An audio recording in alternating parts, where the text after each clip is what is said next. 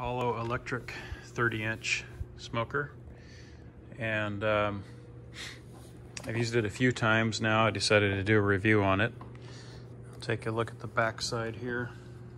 There's a tiny little port for smoke to exit here. There's the label, the power cord, and the plug-in. Looks just like an electric skillet thing.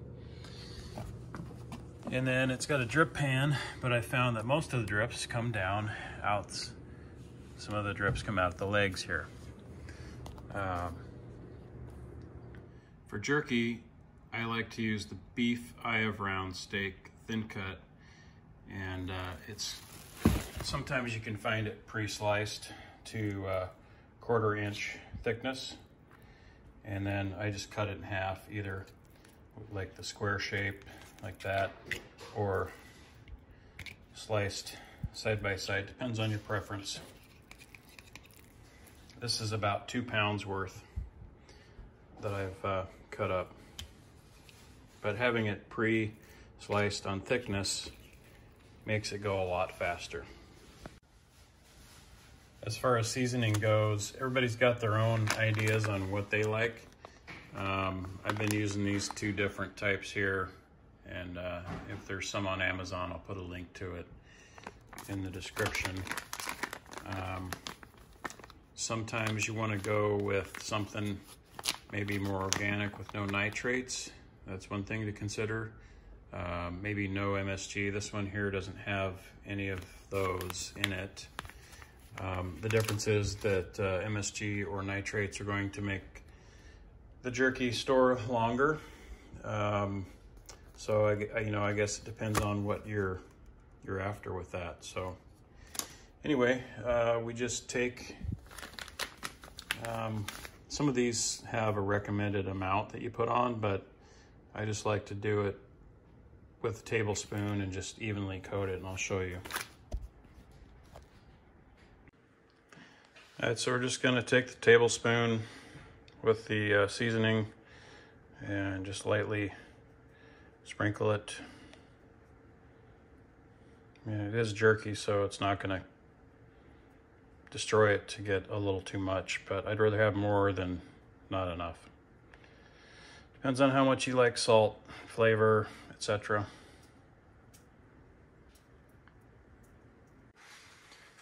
So once we've coated one side, we're gonna flip them over.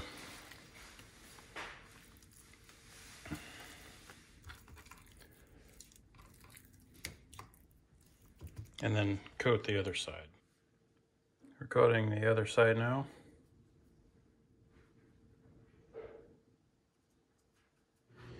The wood chips that I am using are the Smokehouse Alder and Hickory. I have filled up the wood chip pan, and it's been going for about 30 minutes.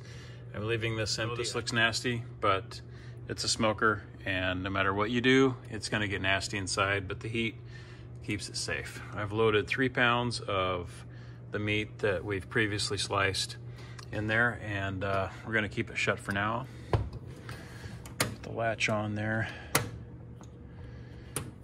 and let it go for about an hour.